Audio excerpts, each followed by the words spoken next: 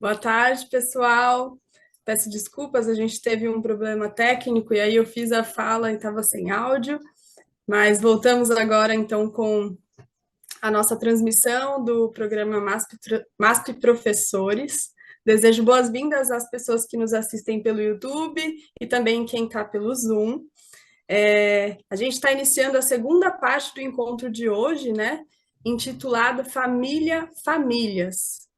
É uma programação que integra o ciclo curatorial de 2024, Histórias da Diversidade LGBTQIA+. O encontro de hoje propõe uma reflexão sobre as múltiplas formas de ser uma família e sobre os vínculos afetivos criados ao longo da vida nesse aspecto.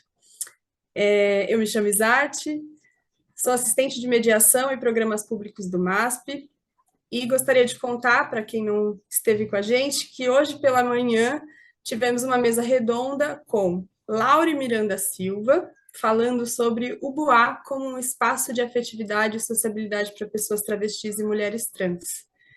Também tivemos Rafael Escrivão Sorrigoto, falando sobre parentalidade diversa e a sociedade. E também Marcelo Venzon, falando sobre Memórias de uma Bicha Vitrinista, um lugar de reflexo. E agora estaremos com Yakunan Tuxá, falando sobre a flecha da diversidade, visibilizando identidades e narrativas LGBTQIA+ indígenas através da arte. Yakunan Tuxá é uma artista visual e ativista brasileira originária do povo Tuxá de Rodelas, no sertão baiano. Atua como ilustradora, pintora, escritora e como curadora. Atenta-se às produções artísticas feitas por indígenas do Nordeste. Sua expressão artística é marcada por trabalhos que capturam a diversidade e a resistência das mulheres indígenas. As interconexões entre raça, gênero e sexualidade são temas frequentemente explorados em sua obra. Gostaria de convidá-la. Seja bem-vinda, Yakunan.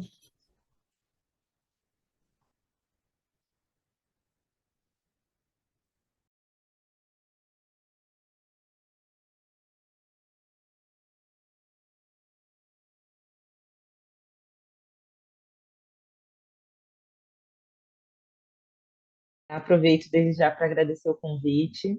É uma alegria estar aqui nessa tarde, poder fazer essa troca, poder me apresentar, poder compartilhar um pouco da minha trajetória e como eu tenho usado a arte para abrir caminhos também e abrir debates, discussões, reflexões e provocações.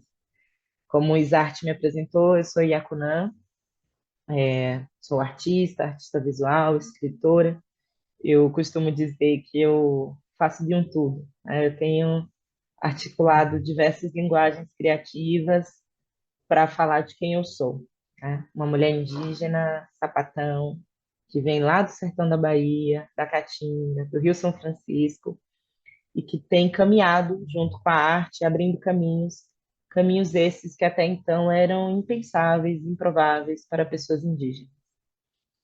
E esse título, A Flecha da Diversidade, ele não é por acaso, ele acompanha um sentido de certo objetivo, mesmo a flecha como esse símbolo de objetivo. Desde que começo a fazer arte, isso já tem 5 anos de trajetória. O meu objetivo é realmente abrir caminhos e usar a arte como uma flecha, usar a arte como uma ferramenta de luta, na luta antirracista, na luta contra a invisibilidade, contra o apagamento de pessoas indígenas, e nesse recorte contra o apagamento, invisibilidade, histórias e a memória de pessoas indígenas LGBT, QIAPN+. Nessa imagem que vocês veem, eu vou pedir para colocarem a apresentação, por favor. Essa imagem que vocês veem são vários pedaços, vários recortes de uma obra intitulada O Gozo da Terra. É uma obra que hoje está no Museu da Diversidade e que retrata essa relação entre duas mulheres indígenas. Eu gostaria de me apresentar melhor, né? Sou uma mulher indígena de 30 anos, gorda, tenho um rosto redondo, os olhos puxados, cabelos pretos, longos, estou usando brinco, de pena, uma roupa escura, preta. Atrás de mim tem alguns livros e um chapéu de palha. Estou na minha casa e daqui converso com vocês. Eu vou pedir para passar mais uma vez o slide, por favor. Obrigada. Eu falei o que eu faço, artista, escritora, ilustradora, e agora eu vou falar de onde eu venho, e é esse lugar simbólico, identitário, esse berço que me nutre e geográfico também que me coloca no mundo. O meu povo, o povo Tuxá, está localizado no norte da Bahia, extremo norte da Bahia. É um povo que vive ribeirinho das águas do Rio São Francisco, que nós chamamos Opará. Estamos ali entre as águas do Rio São Francisco e a Caatinga, que para a gente é um bioma precioso e que deveria ser entendido assim por todos, afinal, é um bioma naturalmente brasileiro, unicamente brasileiro. E o meu povo hoje, o povo Tuxá, hoje está alocado em algumas regiões do Brasil, existem comunidades do povo Tuxá em alguns municípios da Bahia, existem Tuxás em Minas Gerais e Tuxá em Pernambuco. E essa migração, essa diáspora que eu conto aqui hoje, ela é fruto de um impacto, né? No final da década de 80, o povo Tuxá foi atingido por uma barragem, a barragem de Taparica, construída pela Companhia Hidrelétrica do Rio São Francisco, conhecida como CHESF, que alagou o território do povo Tuxá, deixou o meu povo sem terra demarcada e forçou essa migração, né? Fazendo com que o meu povo tivesse que se dividir e buscar novas estratégias de resistência. Eu nasci em um contexto pós-barragem, nasci em 93, né, nasci em Pernambuco, mas cresci na minha aldeia, na Bahia, e dentro de um contexto em que a minha aldeia estava reduzida a um território extremamente pequeno, né, comparado ao que nós tínhamos, e projetado pela chefe, e muito próximo da cidade. Então, eu sou a caçula da minha família e a única que já nasci e começa a minha vida em um contexto em que o meu povo luta pelo território e está alocado em uma terra diferente, em um outro contexto, perto da cidade, né? A única coisa que dividia o território do meu povo, que divide até hoje, é uma cerca entre a minha aldeia e a cidade de Rodelas. Eu falo isso para entender o lugar que eu falo, entender o contexto político em que o meu povo passa e que eu cresci vivenciando. Assim como demais povos indígenas do Brasil, e que não é segredo para ninguém, mas vale falar, o meu povo sofreu um duro período de colonização e um duro e severo período de catequização, né? Foram mais de 200 anos de catequização, de capuchinhos franceses, franciscanos, etc. E isso gerou uma série de impactos, né, na maneira como, na nossa cultura, na maneira como a gente se entende, como a gente pensa o mundo. E vale abrir esse parêntese, né? Vários impactos, mas não sem uma resistência, não foram imposições sem que houvesse resistência. E essa catequização ela gerou vários impactos, né? Como a imposição da língua, do português, né? Eu ouvi dos mais velhos da minha aldeia relatos do tipo de que apanhavam para ter que falar o português, que não podiam falar a nossa língua de Zubuquá. E, para além disso, a imposição da religião e, com a religião, a imposição de uma série de valores, né? Uma imposição dessa moral cristã, castradora, a imposição de um ideal de família, a imposição de um ideal de trabalho, né, de um tempo de trabalho, de como você tem que se relacionar com o tempo, com a terra. E isso leva a uma série de, eu vou falar que toda essa imposição de valores acaba turvando, né, a maneira como o meu povo começa a se entender, e aí nesse ponto falo sobre sexualidade, sobre identidade, para chegar até mim, né? Eu me entendi uma mulher sapatona, sapatão, lésbica ou qualquer outra coisa, porque é difícil ser uma mulher indígena e também caber nessas letras, ainda que eu assuma esse lugar, ainda que eu precise me afirmar nesse lugar para que as pessoas me reconheçam dentro desse lugar de dissidente, né? Sexo. Acredito que a minha sexualidade, a minha identidade, ela talvez foi nomeada lá atrás, na minha ancestralidade. E, enfim, eu me entendi uma mulher sapatão muito cedo, a- aos 15 anos, basicamente, dentro desse contexto, né? Dentro dessa aldeia, dentro desse contexto de um povo que estava, cuja prioridade era discutir território, né? Que é, até hoje, a maioria, que é a prioridade de todos nós, povos indígenas.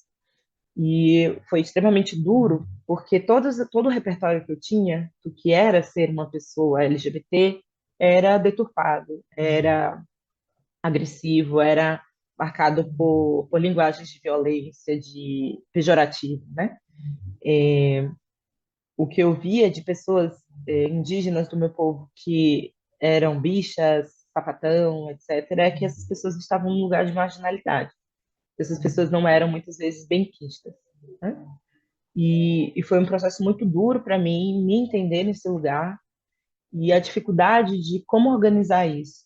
É porque o que esse discurso que vinha de fora, o que essa moral cristã tinha infiltrado dentro do meu povo, era essa moral castradora, essa imposição de monogamia, heterossexualidade, todo esse padrão que vocês conhecem, como um natural. Então, era natural pensar, né, e esse discurso via muito de fora, de toda essa imagem que foi construída do que é ser indígena também, de que o indígena é igual a heterossexual, a mulher indígena é igual a heterossexual, o indígena é igual a monogamia, etc. Não havia esse lugar de pensar a nossa subjetividade. E naquele momento, né, adolescente, e aí a crise com a família, eu venho de uma família tradicional indígena, né, neto de lideranças e de gente ali ativa na luta, e que ali, naquele contexto de extrema urgência em defender território, em lutar pelo território, a pauta da minha existência parecia pequena, né? Parecia algo que a gente poderia deixar um pouco para depois. Mas eu acredito que... Tu pode passar o slide, por favor?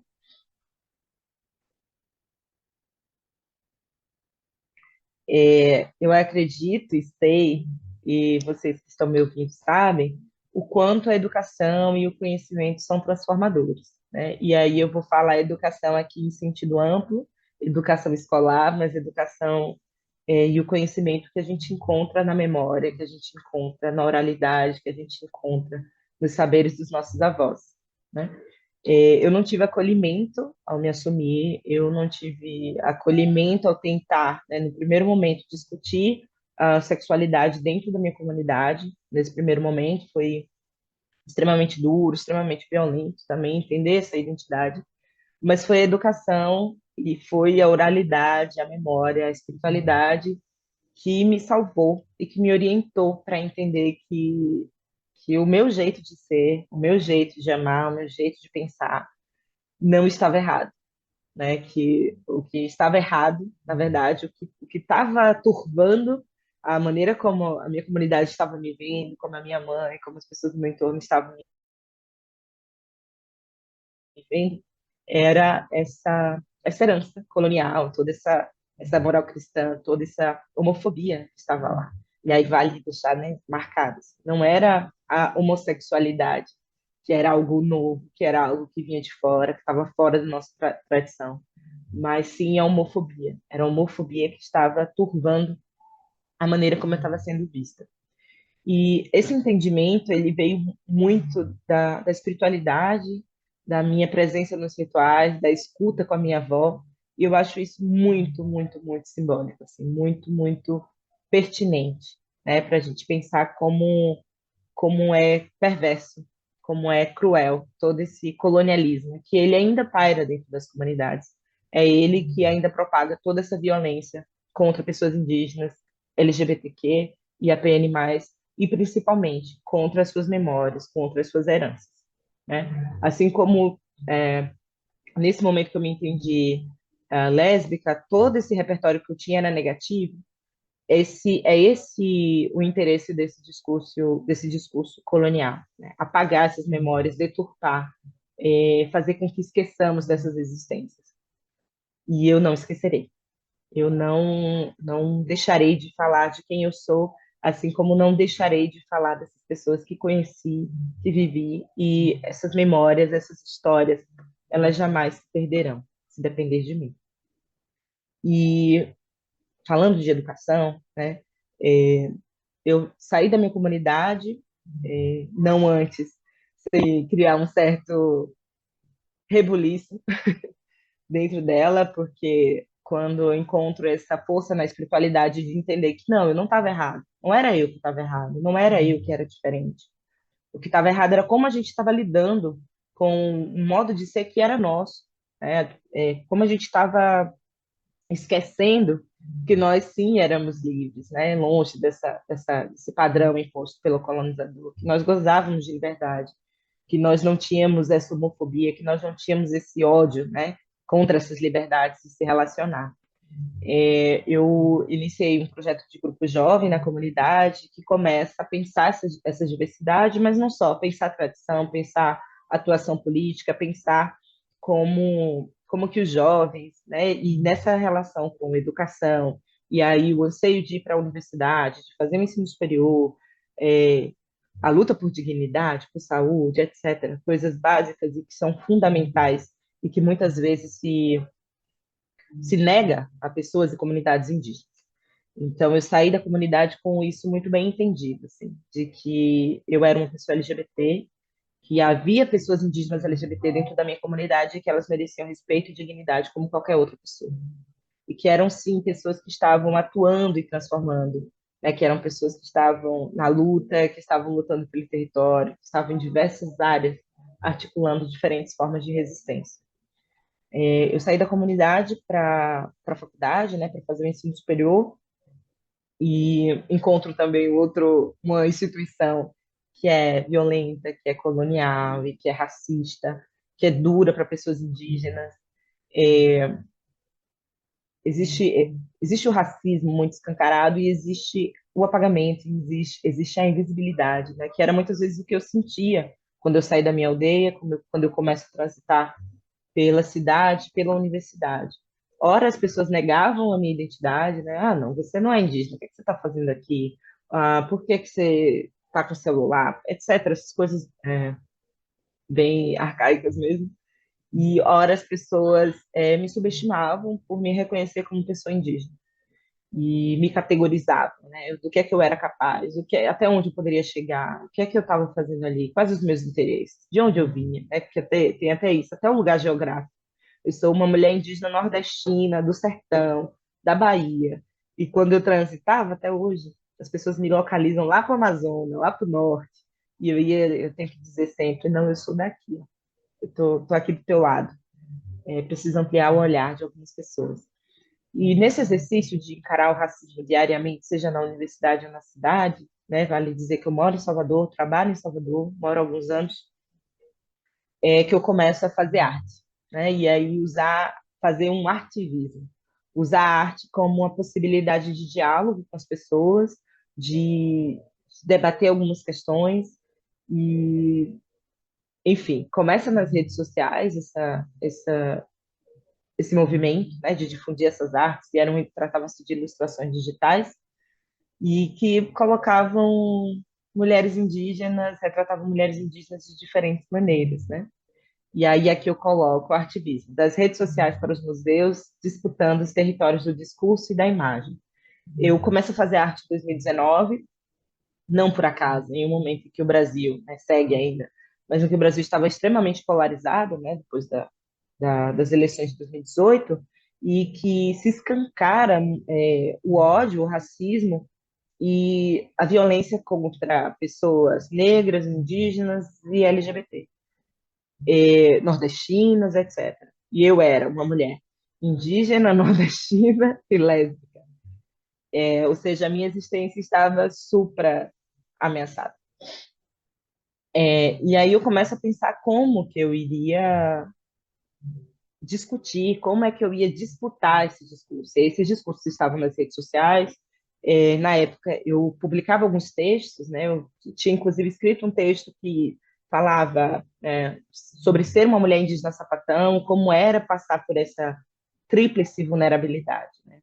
De ser mulher, de ser indígena, de ser sapatão, e desse apagamento, inclusive, muitas vezes, dentro do movimento indígena e dentro do movimento LGBT.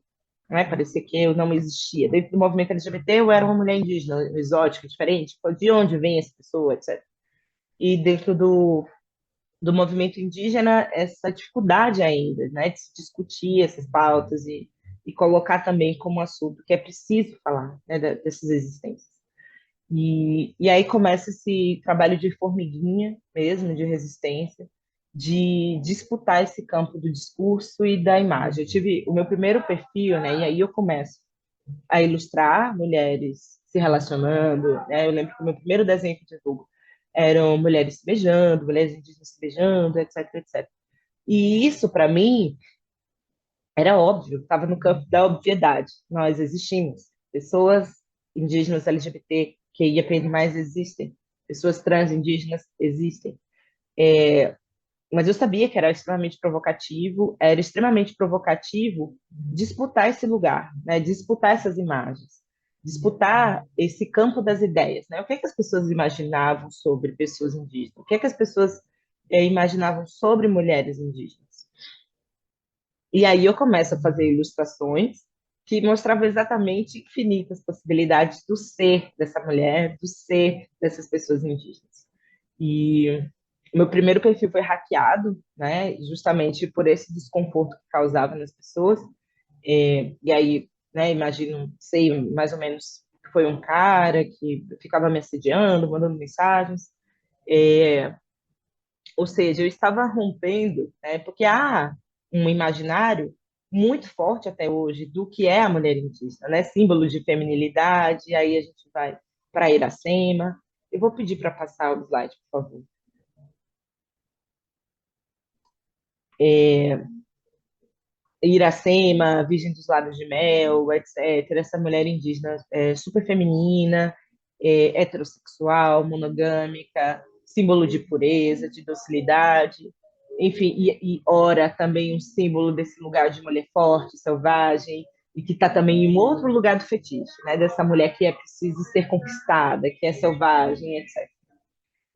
Então, quando eu começo a me apresentar, seja através da arte ou através da minha imagem, do meu discurso nessas redes sociais, né, disputando realmente esse campo de discurso, é realmente um lugar que causa incômodo, né? O que eu ouvia era que eu não era indígena, né? Porque era improvável e era algo que eu ouvia, né? Inclusive quando eu começo, né, a frequentar na cidade espaços de pessoas LGBT, era constante essa surpresa de pessoas LGBT, de que existem pessoas indígenas LGBT, tipo assim, era como assim, uma mulher indígena sapatão? E essa primeira arte que vocês estão vendo aqui, ela, a mulher indígena e sapatão, trata-se de um autorretrato, e aqui a gente está nesse recorte que eu falo, arruinando a narrativa colonial, autorrepresentação e afirmação da identidade e diversidade. E aqui no cantinho tem essa imagem de Iracema. Essa imagem de Iracema ela é bem ilustrativa, né? Porque deve estar no imaginário de cada um de vocês um mix de imagens de mulheres indígenas, de pessoas indígenas que estavam em lugares muito pejorativos, quando a gente pensa Zorra Total, etc. Vários programas de TV, músicas, animações, a Pocahontas, eram imagens realmente muito românticas, muito, né, construídas dentro dessa lógica mesmo heteronormada, etc. E aí, essa é uma ilustração que eu fiz em 2019, né? E meu processo artístico lá atrás começa muito movido, por isso que eu falo que é um artivismo, muito movido pelo intuito de falar, né, de debater esses discursos, de me impor de alguma maneira, de trazer representação, de me autorrepresentar, e foi um processo autodidata, né? Eu queria subverter essas imagens coloniais, sobrepondo a outras imagens, sobrepondo os meus autorretratos, sobrepondo imagens de outros parentes como eu, que eram diferentes dessa imagem, né? Do que se construiu, do que é o índio, do que é a Índia, que é mítico, que é imaginário, que é romântico.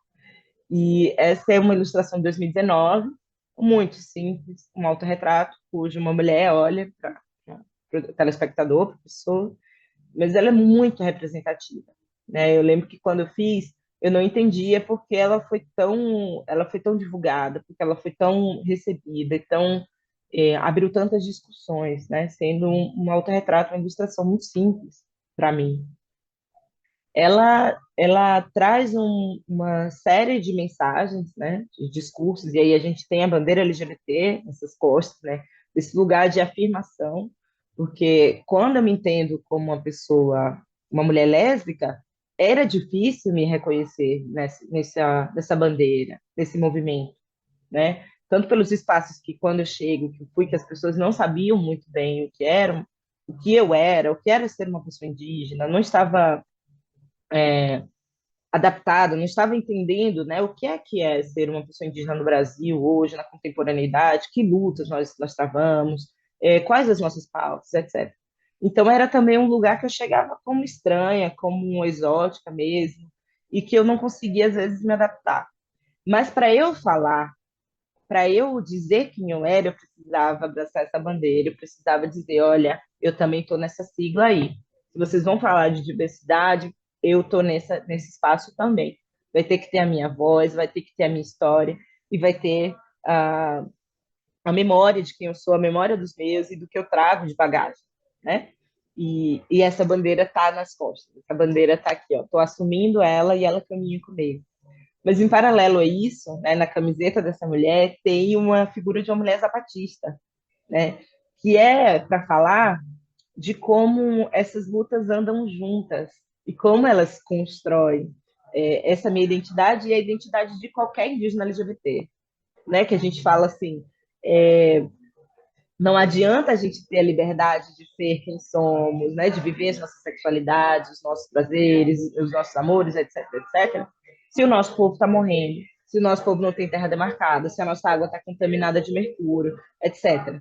Então, assim, essas lutas, a luta pelo território e a luta pela vida e dignidade de pessoas indígenas LGBT, elas têm que andar juntas, né? E mais do que isso, né? É uma imagem que traz uma outra figura, né? Quando a gente vê aqui essa imagem de Iracema, a posição dela, desse lugar de docilidade, etc. Como essa mulher enfim, é uma figura de uma mulher sapatão, né? Tipo assim, é uma mulher indígena sapatão. E é muito bom ter esse olhar, né? De me colocar, de me sentir representada e autorrepresentada. E nessa imagem ao lado, tem essa obra que é uma ilustração também, que eu chamo de Retrato de Amor Ancestral, que briga com essas imagens, né? Eu lembro que, como eu falei, eu sou do sertão, e eu cresci vendo na casa dos meus avós aqueles retratos pintados, né? Pintados à mão, da família, e aí sempre um homem e uma mulher. E, e aí eu pensei em criar um outro retrato, né? Que é esse retrato que cabia o meu desejo de família, o meu desejo de relação. E aí nessa imagem tem, né, um casal de mulheres. Eu acho que é o som daqui, gente, que tá incomodando, tá chegando aí. Aqui parou um carro aqui perto. Tá muito alto, tá dando para ouvir bem? Tá? Ok, vou seguir. E aí de construir esse outro retrato de família, esse outro retrato de amor ancestral, mas não só como uma ideia de futuro, né? Esse retrato ele não fala só da minha relação ou da relação de que nós, pessoas indígenas LGBT, podemos ter hoje, mas do que já foi e que foi apagado. Então esse retrato retrata a minha relação naquele momento, mas ele também tenta resgatar memórias que não foram, relações e amores que não foram para o retrato, né? E aí, nesse exercício de ouvir meus avós, de ouvir relatos da comunidade, é que eu fui entrando nesses baús, que eu fui entrando nesses armários, e volta e meio ouvindo histórias e rumores. Ah, porque fulano, não sei o quê, etc. Porque dizem que fulano teve uma relação assim, enfim. E ver como essa violência, né, do colonialismo, do colonizador, essa imposição desses valores foi silenciando histórias, foi silenciando essas memórias. E, e faço com a arte esse exercício de remexer esses armários, né? E nessa imagem eu gosto também porque ela retrata essas duas mulheres, né, e aí fala sobre diversidade, e elas estão fumando uma lata, né? que é uma coisa que o povo do chá faz diariamente, né? A nossa prática de ritual mais diária, e que é muito desse lugar do familiar. Tá dentro do seio familiar, você sentar com sua mãe, você sentar com seu parceiro e fumar uma lapa e ali conversando sobre coisas do dia a dia. Então, essa é a dinâmica é um retrato de uma outra família possível. Pode passar para mim, por favor? E, e aqui eu trago, como eu estava falando, dessa necessidade de escutar os discursos e de como o meu trabalho surge muito movida pelo que eu via nas redes, o que eu via circulando na boca das pessoas, né? Esse discurso polarizado e um discurso, claro, evidentemente racista, anti-indígena, né? Não sei se vocês estão familiarizados com essa ideia. Chamamos de racismo anti-indígena toda essa violência estrutural, todo esse discurso que diz nenhum centímetro de terra para pessoas indígenas, que diz que as nossas vidas importam menos, etc, etc. E nesse contexto, eu lembro que surgiu esse meme, né? Surgiu como um meme, mas era uma provocação séria, falando assim, olha, vocês estão aí discutindo o que é família tradicional e não sei o que, não sei o que. A verdadeira família tradicional brasileira é essa daqui. E aí tá aí uma família indígena formada por uma mulher e filhos, né? Que eu vejo como mais uma armadilha dessa lógica, né? Dessa lógica desse colonialismo, né? Que esse meme surge com uma boa intenção, mas ele coloca a gente de novo em outra gaiola, né? Em outra jaula. E aí eu começo a pensar como existem essas caixinhas e como vão colocando a gente, impondo essas caixinhas para a gente. E aqui eu trouxe um texto do Manifesto Indígena LGBTQIAP+, que foi escrito agora no ATL, né, que é o Acampamento Terra Livre, é o maior movimento da luta dos povos indígenas no Brasil, e que foi agora em 2024. E aí eles escreveram o seguinte: o colonialismo, herdeiro presente da colonização de territórios e povos, segue tentando impor um único modelo de vida baseado em culturas que condenam e criminalizam tudo que lhes é diferente, diverso. E aí eu coloco aqui, longe de toda monocultura. E aí monocultura em seu sentido literal, que é extremamente violento e que violenta os nossos povos, violenta os nossos territórios e ameaça literalmente as nossas vidas, quando a gente fala da monocultura da soja, a monocultura da cana-de-açúcar, enfim, no meu território a monocultura é a monocultura do coco, né, gera essa disputa de território, que contamina de agrotóxico o nosso rio, o nosso Pará. Então, é longe dessa monocultura literal, esse sentido literal, mas a monocultura dos afetos, a monocultura dos desejos, tudo isso que é mono, né, que se coloca numa caixinha e diz, só se pode ser assim, só se pode ser desse jeito. E aí, eu trouxe uma imagem, um print da minha rede social, né, que é uma foto que eu estou com a minha namorada, e para falar que eu faço esse exercício de representação e de disputa, né, de discurso, de imagem, em vários sentidos. Seja através da minha arte, como através da minha própria imagem, quando eu estou aqui falando com vocês, quando eu me coloco falando, né, abertamente sobre ser quem eu sou, quando eu exponho fotos com a minha namorada, porque é raro vocês vão ver pessoas indígenas LGBT com a bandeira, falando, do orgulho, etc. Mas é raro você ver ou circular imagens dessas pessoas sendo amadas, amando, querendo, desejando, em relacionamentos saudáveis, etc. Porque a gente tem primeiro a barreira do racismo para enfrentar, né? A gente tem primeiro essa barreira. Qual é? O que o outro vê da gente? É quem nós somos ou uma representação que foi criada, né, do que é ser indígena, etc. E aí eu trouxe essa imagem para ilustrar como é importante ocupar territórios e telas, né? Chegar para essas pessoas e mostrar que eu me relaciono, que eu amo e que eu vou constituir família, que vai ser uma família diferente e que há diferentes maneiras de ter uma família, mesmo no contexto indígena. Tu passa para mim, por favor? E aí, quando eu falo dessa ideia de se relacionar, e aí falo por experiência própria, né? de várias relações que eu vivi, e aí estou falando de relações interraciais, né? E aí eu estou nesse recorte aqui. Você ama a ideia de me ter. Fetiche, objetificação e ou apagamento da pessoa indígena LGBTQIAPN+. E aqui eu trouxe duas obras, né? Uma obra de 2019, que é uma ilustração, que está lá no comecinho, assim, do meu trabalho, Broken, que mostra também é um autorretrato, essa mulher indígena que está deitada, ela está na cidade, e ela recebe uma mensagem do crush no celular perguntando se ela é índia de verdade. Que é uma coisa que eu passei diversas vezes ao tentar paquerar da cidade. Tipo assim, eu sou fulana e tal, não sei o quê, eu sou indígena e tal. Como assim, indígena de verdade? E ali você já rompe, ali já há um distanciamento. E é extremamente difícil, porque aí você encara, né, o desconhecimento dessa sociedade, né, sobre quem você é. E por si só, isso te distancia, muitas vezes, da ideia, da possibilidade de ser amado, né? De amar verdadeiramente, de ser respeitado dentro de uma relação. Né? E aí, esse desejo também, ele está envolto em muito fetiche. Né? Isso eu já ouvi várias vezes de pessoas que, quando falam assim, tem indígena LGBT, e aí, como é isso? Né? Parece ser algo exótico e exclusivo. Assim. Quero conhecer essa pessoa, quero conhecer esse, etc. Então, muitas vezes, essa relação, essa troca está envolta em fetiche, está dentro de um olhar objetificado, né? Dessa mulher, desse homem, dessa pessoa indígena. Quando não há um apagamento.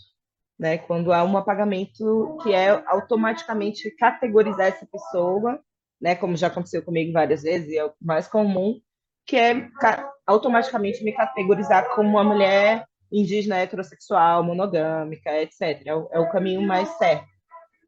E aí eu trouxe essa obra de 2019 e essa obra recente, que é uma instalação de 2024, que está numa exposição aqui em Salvador, que é a Gaiola dos Gracejos, né? Que engloba toda essa lógica de fetiche e objetificação, que fala justamente da dificuldade que a gente tem de se relacionar e de ser reconhecido, né? Dentro de relações interraciais, de ser respeitado, de ser entendido, né? Da dificuldade mesmo. Até porque, para além do fetiche, para além da objetificação, a discussão sobre racismo anti-indígena é muito recente. Né? Quando a gente fala de racismo, né? Se vocês forem pesquisar, a gente está falando sempre desse racismo, né, contra pessoas negras, etc. Mas há esse racismo anti-indígena muito claro há muito tempo. E aí essa obra, Gaiola dos Gracejos, relata vários momentos violentos que eu vivi, né, por ser uma mulher indígena, seja nesse lugar de ser hipersexualizada, de ser cortejada e de estar sempre categorizada, automaticamente categorizada como uma mulher acessível, etc. E quando eu digo isso é tão bom, isso é tão revolucionário, isso é tão incrível, né, que é decepcionar esse homem branco. Não, não, eu não sou uma mulher heterossexual. E é incrível decepcionar esse plano do colonizador. É muito bom. E aí nessa obra tem esse coração de gesso que está quebrado e tem um rosto também que está fraturado, que é realmente esse jogo das representações, né? Do que é construído, da imagem de quem eu sou e de quem eu realmente sou, né? E dessa imagem do desejo, enfim. Pode passar para mim, por favor?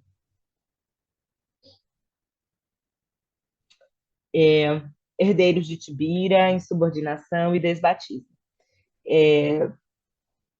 Eu não sei se todos sabem, né, da história de Tibira. Tibira foi um indígena tupinambá. Dizem-se, né, a primeira vítima de homofobia no Brasil. Ele foi violentamente assassinado, excomungado, acho que é assim que fala, não sei, pelo crime, né, que era intitulado de sodomia, e fica essa história muito marcada, né, para pessoas indígenas LGBT.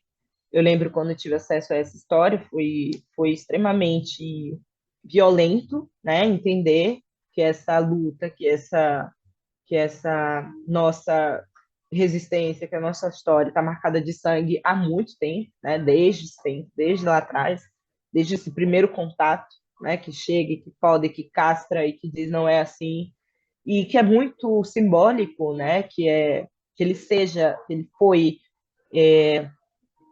violentamente assassinado como um exemplo, né? E mais do que matar o corpo, a tentativa de matar a história. E como é potente que cada vez que um indígena LGBT que se levanta, que fala, onde quer que seja, em todos os movimentos sociais que ande, fale da memória de Tibira, porque fala desse lugar que nós não esqueceremos, né? Que não apagarão nossa história. Mesmo matando a nossa carne, mesmo matando o nosso corpo, não apagarão a nossa memória. E eu trouxe esse termo herdeiros de Tibira, mas ele vem do coletivo, né? Eu faço parte do coletivo Tibira, de indígenas LGBTQ. E aí, quem quiser pode pesquisar no Instagram, tem um conteúdo vasto e excelente, assim, para quem quer conhecer literatura, filmes, né, cinema, acompanhar pessoas e artistas indígenas LGBT. Acho que é um ótimo canal para conhecer e se aprofundar.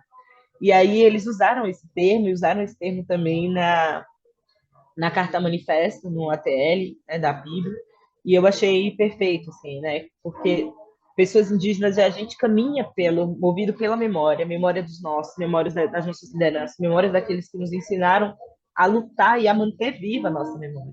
E é assim também para nós, né, a necessidade de manter viva a memória de Tibira para que a gente siga forte, né, porque sem memória a gente não é nada, a gente não segue para frente. E eu trouxe aqui alguns trabalhos a partir daqui mais profundos para a gente pensar. Essa é uma obra recente, de 2023, chama-se Make Love no Quartinho da Aldeia. As pessoas amam, eu não sei porquê, esse título. E eu faço essa brincadeira, é uma obra mais provocativa mesmo, e faço essa brincadeira da ideia de se curvar, né? E aí eu venho dos estudos literários e, né, me debrucei um pouco sobre Iracema, o Guarani, ali aquelas discussões de pensar relacionamentos interraciais, essa ideia do romântico, essa ideia do Salvador, etc. E em Iracema e em Guarani, nessas duas obras de José de Alencar, é muito claro a necessidade deles serem batizados. Eles se ajoelham e são batizados, né? Eles aceitam, eles se curvam a essa religião, a essa cruz, a essa, né?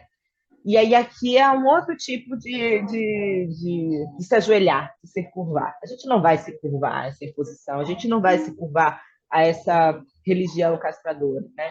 A gente se curva aos nossos desejos, a gente se curva aos nossos interesses, a gente se curva para a liberdade, né? No sentido de se curvar, de se dar, de se entregar, de buscar isso. E é uma obra que fala disso. Esse título também na necessidade de localizar geograficamente também, de que nós sempre nos relacionamos, de que esse tipo de afeto, que esse tipo de desejo sempre esteve nas nossas aldeias, mesmo abaixo das cruzes, mesmo nesse processo de capitalização, né?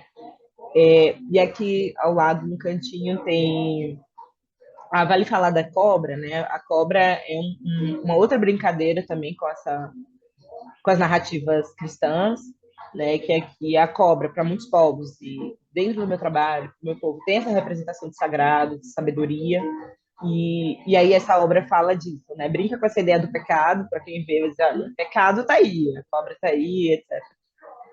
Na verdade, é um símbolo de sagrado. E esse símbolo de sagrado, ele está aí para dizer que não há nada mais sagrado do que duas mulheres indígenas se amando, assim, né? Não há nada mais sagrado do que o respeito e a liberdade. E aí aqui no cantinho tem essa obra que é de 2020, que é uma representação de Tibira, né, respeitando um pouco a fluidez de gênero, né, como eu falei, é uma discussão, uma reflexão que a gente faz, né, enquanto coletivo, enquanto movimento, que é pensar realmente como a gente cabe nessa sigla, como é que a gente, qual o termo para a gente, né? Somos cisgênero, né? Qual é esse lugar que a gente está, né, de pessoas indígenas LGBT? Porque a gente entende que a nossa sexualidade, que as nossas identidades são ancestrais, que estão em um outro lugar, que tem outros nomes. E essa representação é uma ilustração que eu fiz de Tibira, que representa esse lugar de fluidez, assim. E ele tá com um cesto, né? E aí mostra uma outra tarefa, talvez, para ele, dentro desse contexto de comunidade. É um lugar fluido que não exige esse papel de masculinidade, de força, de etc. Pode passar para mim, por favor?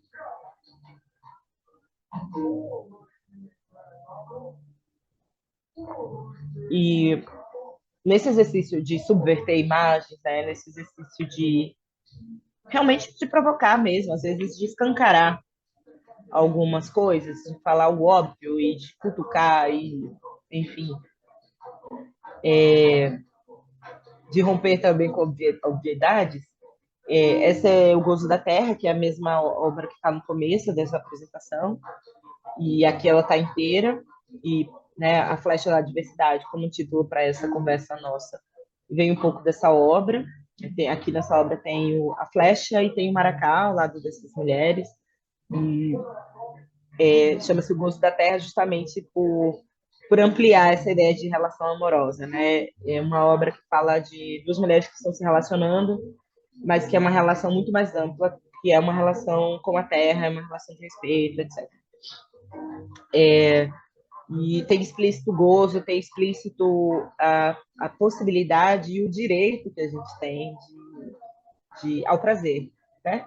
Porque, ao mesmo tempo que eu estava falando lá atrás de como mulheres indígenas são fetichizadas, né? Vocês devem ver essas imagens, né, de mulheres indígenas super gostosas, não sei o quê, e que aqueles caras tatuam no braço, em mulheres indígenas super sexys, magras e etc.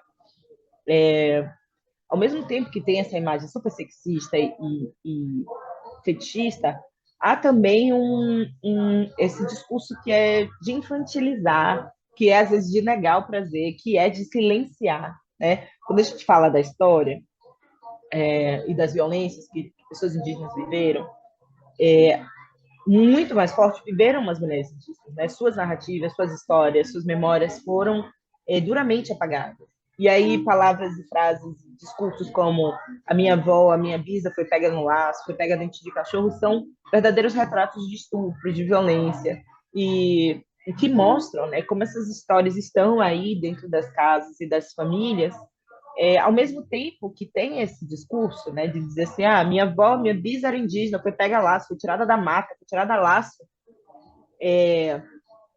Tem As pessoas falam isso sem entender que estão falando de uma violência muito séria, falando de mulheres que foram realmente sequestradas, exploradas muitas vezes, casadas à força, etc, etc.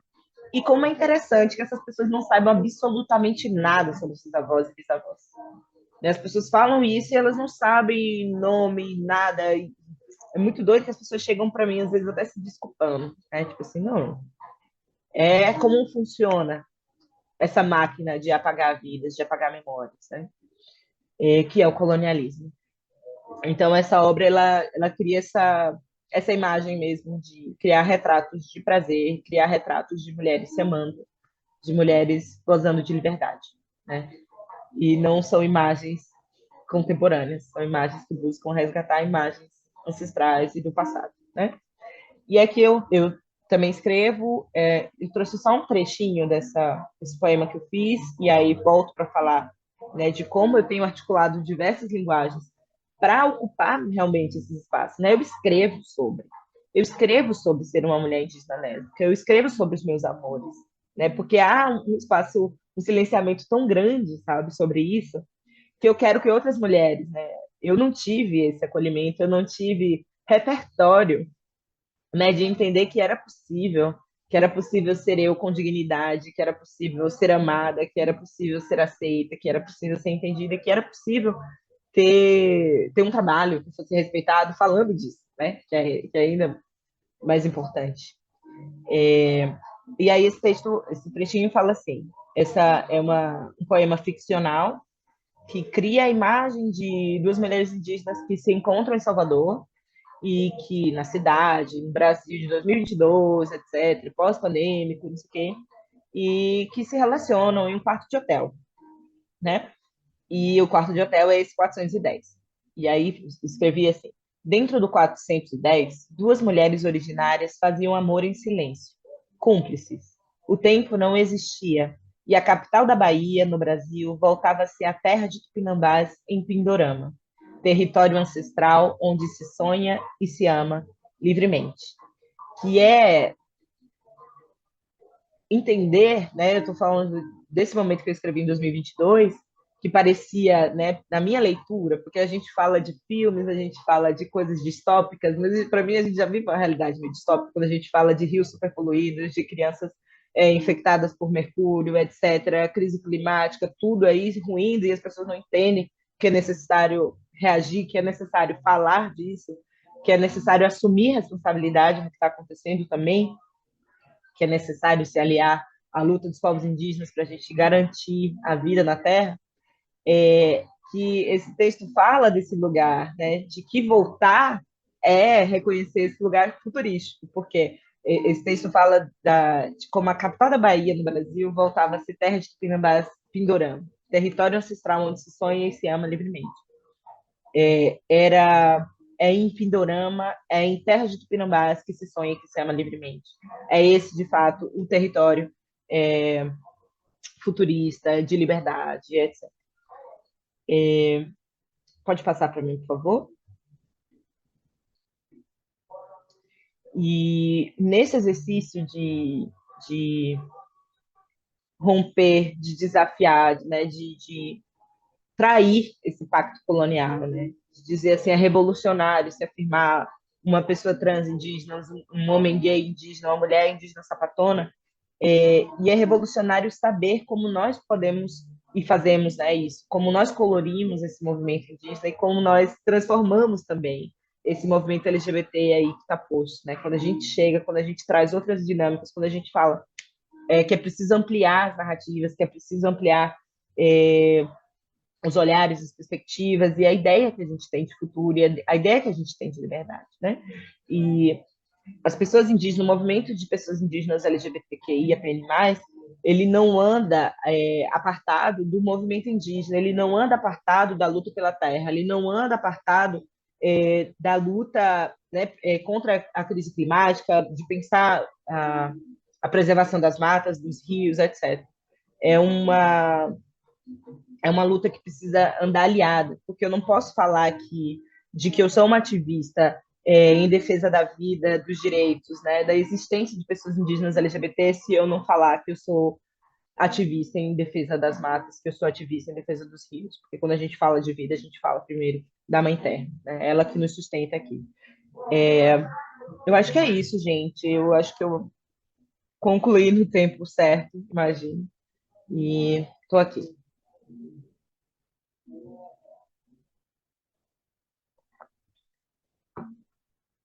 Me abriu um monte de caixinhas aqui, ou triplex, como costumam dizer. E daqui a pouquinho a gente vai então para o nosso debate, né? Mas eu queria trazer um comentário assim que me veio em mente no, na parte da manhã. Também foi falado bastante sobre memórias, né? Afinal, falar de família, eu acho que é trazer um pouco dessa ideia de ancestralidade ou de memórias passadas, né? Assim, um para o outro. E aí, todas as pessoas trouxeram muitas fotos em suas apresentações, assim. E a foto é essa coisa do registro do que foi, mesmo que sejam vestígios ali, não necessariamente declarado e tal. É, mas é muito interessante, assim, ver essa coisa da pintura, né, do desenho, que é a imagem construída. Ainda que seja uma imagem que também existiu, mas que ela precisa ser construída nos nossos imaginários, né? Então, eu agradeço por você ter trazido essas imagens para a gente, essas possibilidades de imaginar também, né? Uma pluralidade de corpos dentro do que significa ser uma comunidade LGBTQIA+. Vou aproveitar para compartilhar novamente os títulos de outros encontros que a gente teve ao longo desse ano, né, para de repente despertar a curiosidade para os encontros que foram e os que virão.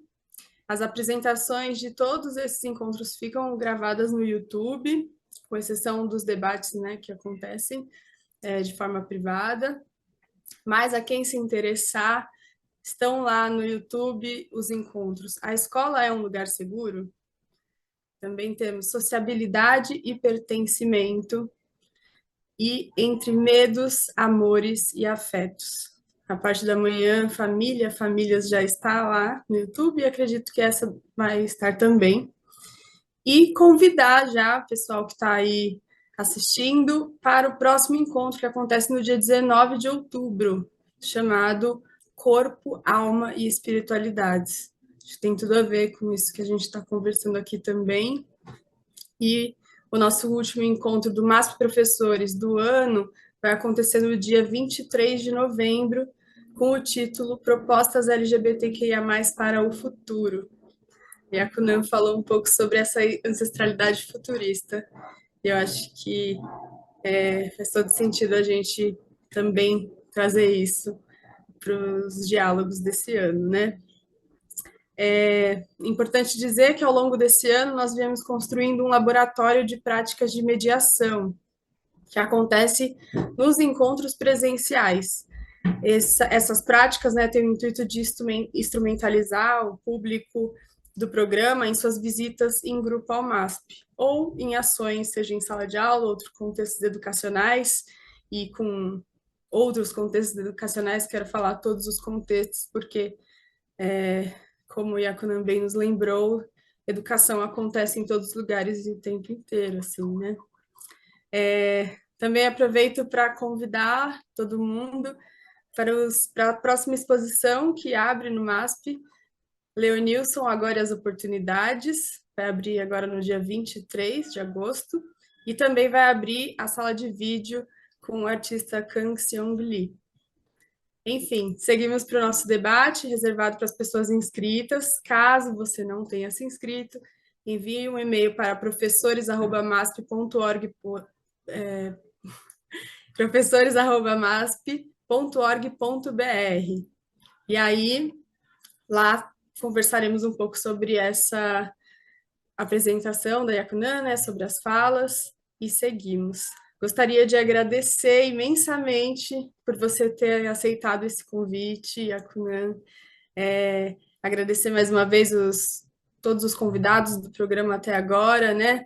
E a equipe de mediação que faz tudo isso possível, seja nas nossas conversas internas entre equipe, mas seja fazendo a parte prática disso acontecer. Então, agradeço ao Rafael Figueiredo, nosso produtor, e também a presença da Glaucia, que agora é nossa nova responsável pelo programa Mais Professores, e o Davi Ribeiro, que foi responsável até então. Agradeço às intérpretes, Michele Alonso e Vanessa Santos, e a View Studio por estar fazendo essa transmissão com a gente. É isso, pessoal. Agradeço mais uma vez e até já no nosso debate ou nos próximos encontros.